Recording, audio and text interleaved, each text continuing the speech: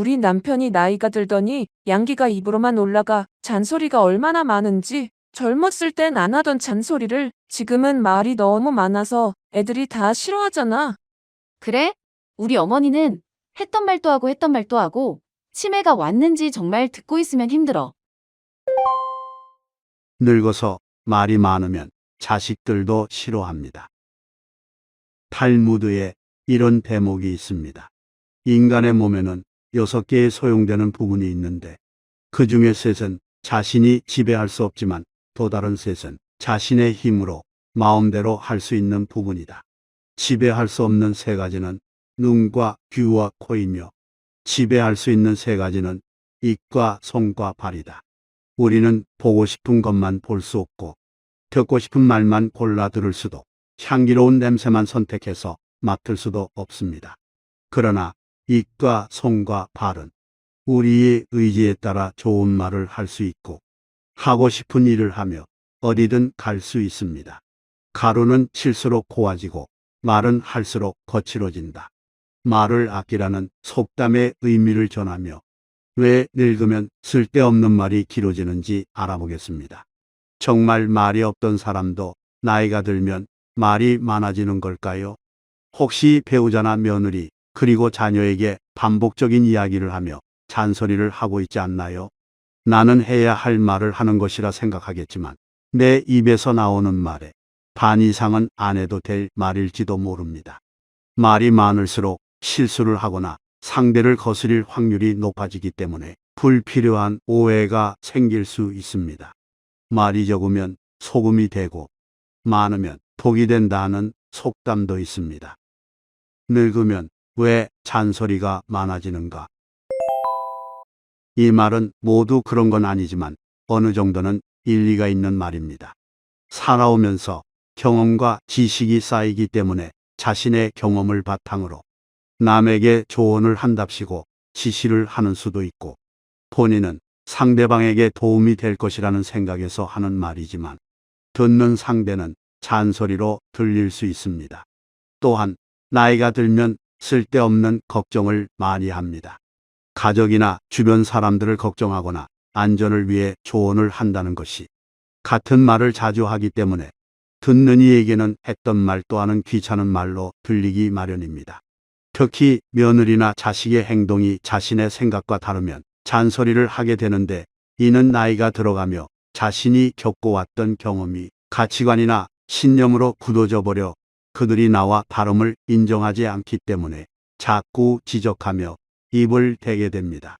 또한 일부는 노화로 인해 인지 능력이 저하되거나 기억력이 약해져서 반복적인 이야기를 하거나 말이 많아지는 경우도 있습니다. 그렇지만 어떤 이유에서든 나이 든 사람이 말이 많으면 분명 지루한 이야기이거나 반복적인 이야기를 하면서 듣는 사람이 귀찮고 지루해집니다. 시부모가 말이 많으면 며느리는 자신을 간섭하는 것으로 느끼게 되며 이는 고부간의 갈등으로 이어지기 십상입니다. 나이 든 사람은 자기 중심적인 이야기를 많이 하게 되는데 이런 대화는 상대방에게 불편함을 줄 수 있습니다. 지나치게 말이 많은 사람은 상대방의 일에 지나치게 관심을 갖고 간섭하기 마련입니다. 그렇게 말을 너무 많이 하면 의사 전달이 제대로 되지 않고 상대가 혼란스러워하기도 하며 더욱이 신뢰하기도 쉽지 않습니다. 말이 많은 사람은 상대방의 의견은 듣지 않고 자신의 의견만을 주장하는 경우가 많아서 상대는 당신을 귀찮게 여기며 피하게 되고 이는 관계에 부정적인 영향을 미치게 되는데 그 상대가 며느리라면 더욱더 시댁과의 거리를 두려고 할 수밖에 없습니다. 본래 말을 많이 할수록 쓸 말이 없고 내 미천만 다 드러나게 돼 있습니다. 그래서 말이 많으면 본심이 드러난다 하는 말이 있습니다. 말하다 보면 무의식 중에 나도 모르게 내 처지나 속에 담겨있던 생각이 나오기 마련입니다. 나이가 들면 입은 다물고 지갑은 열라는 말이 있습니다. 사람이 입은 하나이고 귀가 2개인 까닭은 말하기보다 듣기를 2배 더 잘하라는 뜻이라고 합니다. 상대방과 이야기할 때 내 말을 조금 줄이고 남의 말을 잘 들어준다면 어떤 일이 생길까요? 남의 말을 잘 들어주는 당신에게 상대방은 편안하고 신뢰할 만하다는 생각을 갖게 되며 서로의 관계가 좋아질 것입니다. 더욱이 그 상대가 며느리라면 오해나 갈등을 예방하는 데 도움이 될 것입니다. 상대가 말을 할 때 잘 듣는 방법은 말을 중간에 끊지 말고 끝까지 들어주는 게 중요합니다. 상대가 좋은 일이 있어서 신나서 자랑처럼 말을 하거나 안 좋은 일로 하소연을 하고 있는데 다 듣지도 않고 남의 말을 가로막고 자기 이야기를 해댄다면 당신은 교양머리 없는 분수대기로 낙인 찍힐 것입니다. 남이 말을 할 때에는 적절한 시기에 응답하고 상대방의 이야기에 대해 관심을 표현하는 것이 중요합니다. 내가 지금 너의 말에 관심을 갖고 잘 듣고 있다는 것을 나타내며 상대의 말에 공감하며 잘 들어줍니다. 그러다 보면 상대의 의견이나 감정을 더 잘 이해할 수 있게 되고 문제가 있다면 해결책을 찾는 데 도움이 됩니다. 상대방의 말을 잘 들어주면 상대는 더욱 존중받고 신뢰받는다는 느낌을 받아 서로의 관계가 더 좋아지며 상대도 나를 존중하고 신뢰하게 될 것입니다.